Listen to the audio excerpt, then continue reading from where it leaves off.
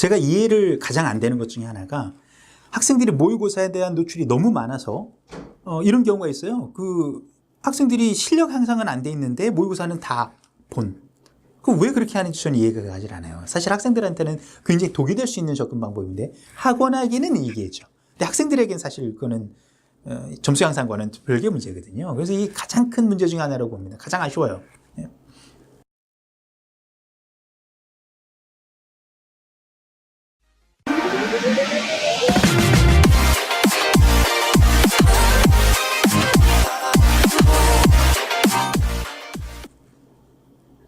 안녕하세요. 예, 안녕하세요, 원장님. 예. 지난 시간에 저희가 그 모의고사에 대한 얘기를 좀 많이 그렇죠? 나눴었는데 너무 아쉽게도 중요한 질문들 몇 가지를 더 못 다룬 것 같아서 네. 저희가 이 시간을 빌어서 다시 한번 좀 질문을 하고 네네. 또 그러시죠. 시청자 여러분들에게 좋은 정보를 좀 드리고자 싶어서 네. 제가 좀 이렇게 질문을 준비해봤는데요. 예. 네, 첫 번째로는 지금 저희도 학원을 하면서 이렇게 어머님들과 학생들을 만났을 때 제일 많이 물어보는 것 중에 하나가 컬리지 보드 문제에 대한 얘기를 많이 하세요.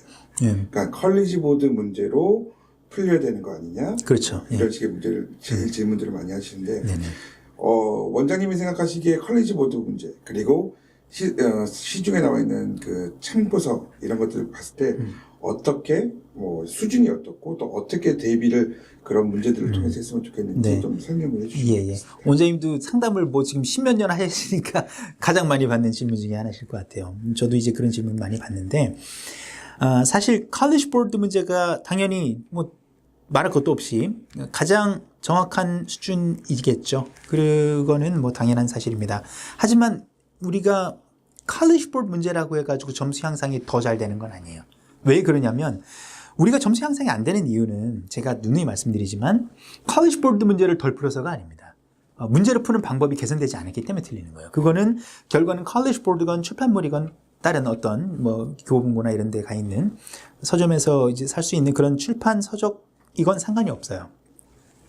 오히려 출판물 같은 경우에는 문제만 잘 만들어져 있다면 가장 큰 차이는 제가 보기에는 answer choice의 difficulty level이에요. answer choice가 너무 명백한 경우가 많아요.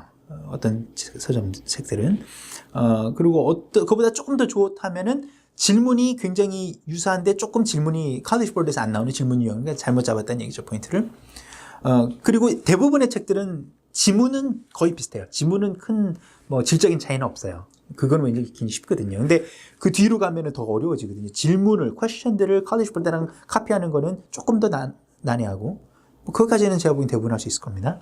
그 다음에 answer choice를 컬리지 보드만큼 정말로 4개 중에 굉장히 비슷하지만 분명한 차이가 있게 두는 거, 이게 정말 기술이거든요. 근데 거기서 좀 떨어지는 교재들이 있죠. 그렇지만 그러한 것들이 어느 정도 다 수준이 된다고 한다면 출판물들도 전혀 제가 보기엔 문제는 되지 않아요. 오히려 학생들의 그 실력 향상을 위해서 어떤 문제를 접근하는 방법, 지문을 접근하는 방법은 컬리지 보드 필요는 굳이 없어요.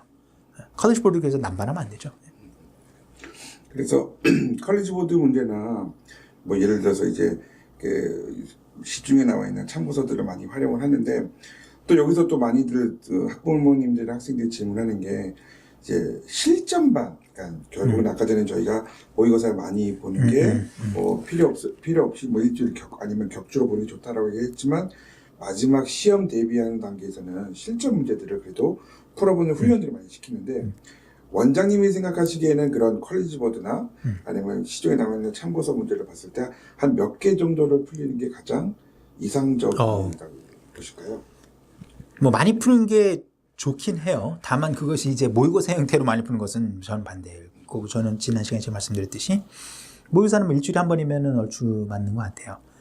다만 그런 실전 문제건 무슨 문제건 좀 충분하게 푸는 건 당연히 필요한데, 그냥 뭐 출판 서적 같은 경우에는 뭐 제가 개수를 이렇게 가이드라인을 드리기는 쉽지는 않을 것 같고, 컬리지 보드 문제는 적어도 지금 현재 기준으로는 이게 지금 이제 유튜브에 올라가는 기준으로는 20-30개는 푸는 게 맞지 않나, 적어도. 예. 그래서 내가 시험을 보는 시점에는 적어도 20개 이상은 푸는 것이 맞다라고 보는 게 맞을 것 같아요. 그래서 생각해 보시면 여름방학 때 한 10개 이상은 풀게 될 거고, 왜냐면 보강할 때도 이제 쓰기도 하고 하니까요. 그리고 예를 들어서 뭐 그 다음에 뭐 예를 들어서 학교를 다닐 때 시험 전 주말에 이제 저희 수업하지 않습니까? 아니면은 뭐 Thanksgiving 캠프라든지 미국에 있는 학생들일 경우에는 아니면 봄방학, 겨울방학. 뭐 봄방학 때는 많이 안 하죠, 요즘은. 이제 시험이 그 뒤에 없으니까. 그런데 그렇다고 한다면은 제 생각에는 20개 이상은 충분히 해결할 수 있지 않나. 그래서 실전반이라고 한다면 그 정도는 다 푸는 게 맞다라고 볼 것 같고요. 그 정도를 풀지 않고 시험을 보면 굉장히 좀 불안하긴 할 것 같아요. 그게 기본적일 것 같습니다. 예. 그러면 네. 아까 전에 뭐 질문했었던 거하고 이어지는 부분이긴 네네. 하지만 학원들마다 컬리지 보드를 무분별하게 사용을 좀 하는 것 같아요. 그러니까 어우, 그쵸. 준비가 안 돼 있는 아이들한테도 컬리지 보드를 다 풀린다. 아, 그쵸. 뭐 예. 기출 문제를 다 풀린다. 이런 식의 접근을 많이 하는데 원장님은 이 부분에 대해서 어떻게 생각을 하시나요? 굉장히 아주 전곡을 찌르시는데, 만약에 학생의 장기적인 어떤 플랜을 가진, 그리고 이 교과 과정에 대한 자신감이 있는 곳이라면 처음부터 남발하지는 않을 겁니다. 왜냐하면은 처음에 시작하는 단계에서는 컬리지 볼 필요가 전혀 없어요. 왜냐하면 그 학생들은 문제를 어떻게 푸는지에 대한 방법도 정립되지 않았기 때문에 그런 수준에서 컬리지 볼을 남발하는 것은 딱 이점은 하나입니다. 뭐냐면 학원 입장에서 세일즈하기 너무 좋아요. 어머님 저희 학원은 다 기출 문제만 사용합니다. 라고 한다면은 굉장히 좋죠. 근데 이건 마치 뭐냐면은 처음 시작하는 그 테니스 처음 배우는 학생한테 막 60만 원짜리 테니스 라켓 하는 거랑 마찬가지예요. 학생은 아무런 차이가 없어요. 지금 스윙, 공을 터치하지도 않고 스윙만 배우는데 마찬가지입니다. 근데 이 학생들이 만약에 나중에 뭐 시간이 어느 정도 몇 달이 지나고 해가지고 SA에 대한 기본기가 쌓이면서 이해도가 쌓여서 접근을 잘한다. 전략적으로 잘 풀 수 있다. 그때는 정말 컬리지 볼 문제가 필요해요. 그런데 어떤 경우가 있냐면 뭐 다른 곳에서 한 여름을 막 엄청 만에 뭐 그것도 모의고사를 매일 보는 곳에서 컬리지 볼 문제를 다 풀어봐요. 그 다음에 점수 양성이 안 돼서 저에게 옵니다. 그래서 모의고사를 보면 이거 다 본 문제예요. 답이 다 생각나 이렇게 안 했거든요. 그러면은 정말 가장 답답하죠. 차라리 풀지 말던가 아니면 실력 올려주던가. 그렇죠? 그 문제를 그 정도의 양을 뭐 20몇 개를 풀었다면 실력이 그 정도 점수대에 있으면 안 되는 거죠. 그러니까 이게 어떻게 보면은 무기가 굉장히 중요한 시점에 써야 될 무기가 있는데 이것을 너무 일찍 풀어버려가지고 나중에 오히려 필요할 때 쓰지 못한다. 그럼 학생들은 나중에 어떻게 되냐면 실력 향상이 되었다고 믿어지는데도 그걸 증명하거나 확인해 볼 방법이 없는 거예요. 굉장히 아주 안타까운 경우가 되는 거죠. 그거는 제가 보기에는 굉장히 무책임한 경우라고 봅니다. 그래서 아까 원장님께서 말씀하신 것처럼 학원에서 만약에 조금 더 장기적인 플랜을 가진다면, 그래서 원장님이 항상 주장하셨던 것이 여름부터 시작해가지고 그 여름 그 다음 해 뭐 겨울방학이나 봄방학까지 한다면 단 하나도 모의고사 겹치지 않는다. 굉장히 중요한 얘기인 것 같아요. 왜냐하면 그것이 반복이 된다면은 학생들이 이게 내 실력으로서 지금 750점이 나온 건지 아니면은 저번에 봤던 게 답이 기억이 나서인지를 정확하게 알 수가 없어요. 측정할 수가 없습니다. 가장 아쉬운 점이죠. 차라리 안 풀고 왔으면 좋겠어요. 그럴 경우에는. 그게 가장 제가 보기엔 큰 애로사항인 것 같아요.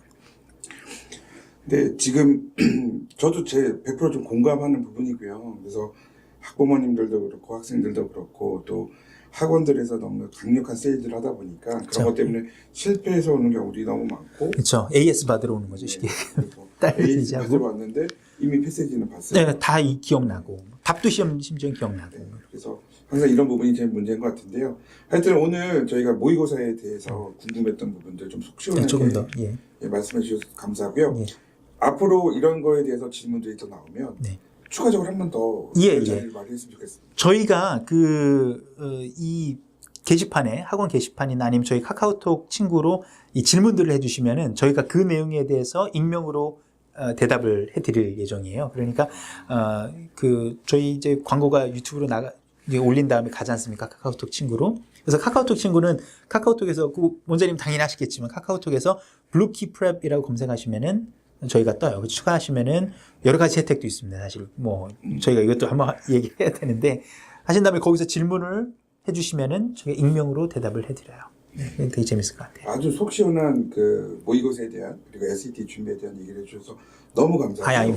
저도 카카오 플러스 친구를 통해서 많은 질문을 유도했도록. 예, 알겠습니다. 예, 감사합니다. 네, 감사합니다. 수고하셨습니다. 예, 감사합니다. 네.